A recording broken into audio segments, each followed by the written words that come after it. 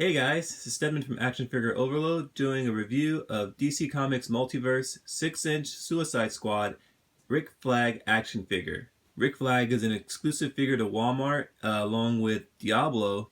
They should be hitting stores right about now, so definitely get out there and go find them. So we have the standard DC Comics multiverse packaging. We see the Suicide Squad logo at the top left. We have the window packaging so we can clearly see the figure. We have Rick Flag's portrait at the bottom left, along with the movie title and the character name Rick Flag. We also see that he comes with accessories, many accessories, probably the most accessorized figure in the wave. So should be pretty exciting. Now, if we take a look at the side, we can see Rick Flag along with the Suicide Squad title. We take a look at the back, we can see the other figures in the wave, including the other Walmart exclusive Diablo figure. We can see the rest of the lineup. It's a mixture of Wave 1 and Wave 2. So we see Katana there, Wave 2, Boomerang, Wave 2, while Deadshot, Harley Quinn, and Batman are all part of Wave 1. And you can get those right now.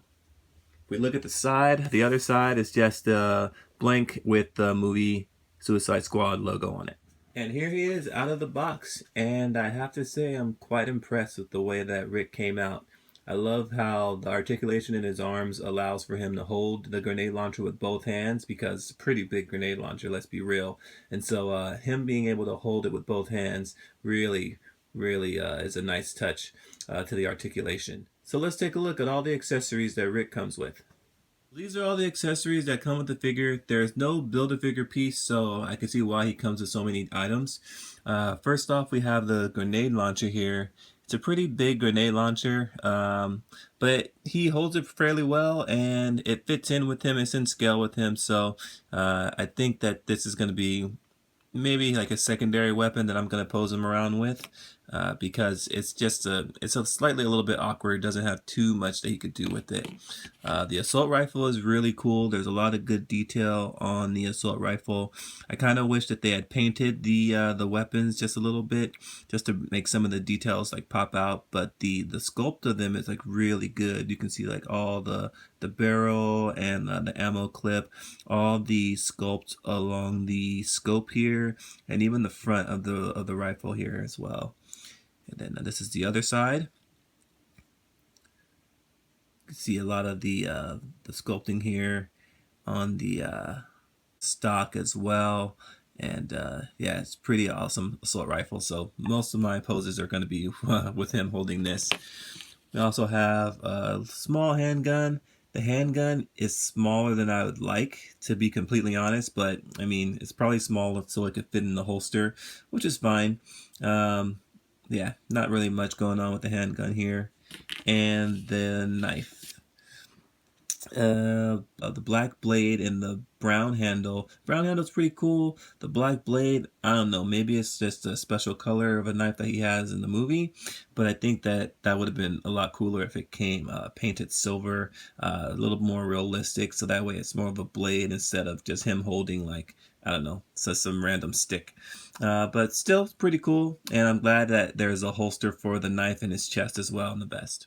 The head sculpt for Rick is pretty good. I like how he has that angry furrowed brow look going on. The texture in the hair is pretty good too. You got his goatee looking pretty sharp there. So I do like the head sculpt. The paint apps on the eyes are good as well. Looking at the vest is pretty plain except for this silver part right here, which is his holster for his knife. And just doing a quick 360 of the vest. Again, it's all black, so it's not really like any real paint apps on it, but the detail on it is pretty cool. I do like how the texture is right here on the front, and it just adds a lot of extra detail. I kind of wish that they would have painted it, but you know, it's cool. The shirt detail as well with the wrinkles in the sleeves, and then the insignia here on his shoulders. It's on both shoulders, so that's pretty cool too. The gloves, the paint on his belt. So we have his gun holster right here, and the front of his belt. We see some more like, you know, unremovable accessories. So we have some extra clips, radio, and just extra pouches because he is a soldier. So of course he's gonna, you know, go into battle with all of his things that he needs. The texture on the pants is pretty cool as well. The again, I wish it, I kind of wish it would have been a little bit more paint apps on the pockets with like clips and buckles and things like that. We do have some black paint on his knee pads, and then he has just a solid black boots. But yeah, pretty solid with the paint. I don't have any issues with the paint. The only thing I really had was just a couple little splotches on his face. You can barely see them, and I can barely notice as well. But other than that, the paint is really cool. The knife fits easily into his knife holster, right up there, and his sidearm pistol goes right into the holster right here on the side, right here. So pretty cool. The articulation for this figure is just about the same as all the other figures in the wave. His head can move left and right. It does not move up or down. The shoulders, they come out and then they do rotate forward as well. There is upper bicep swivel. The elbows bend at just about almost 90 degrees, a little less, so okay. But they do rotate at the elbows as well, so there's rotation there, and the wrists rotate as well. There is an ab crunch, so the ab crunch moves in forward. It does not really allow him to move back because of the vest and the rest of the gadgets on his belt, so it kind of hinders the backwards movement of the abs, but that's not such a big deal. He does have waist rotation. His legs, they open up to about there, just like standard DC Multiverse figures. There is an upper thigh rotation there with single jointed knees. There's no lower calf leg rotation, but there is movement of the ankles. His ankles can move up and down like that. He does have peg holes at the bottom of his feet, so they'll work with any stand that you might already have laying around. So Rick stands at about 6 inches and a quarter. Here he is standing next to Batman.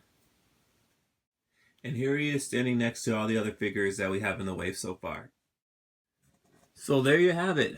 All in all, I think this figure is pretty great. The sculpt is fantastic. He came with a bunch of accessories, so that's always good.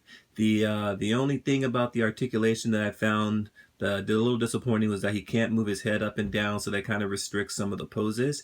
And the other thing is the paint apps, while they're fairly simple, I think that that's also a good thing because it doesn't it doesn't make his costume too flashy or anything like that. And I believe that he would make a great army builder. So you can grab a couple of different ones, take the heads off, and you'll just be able to build an army of mercenaries.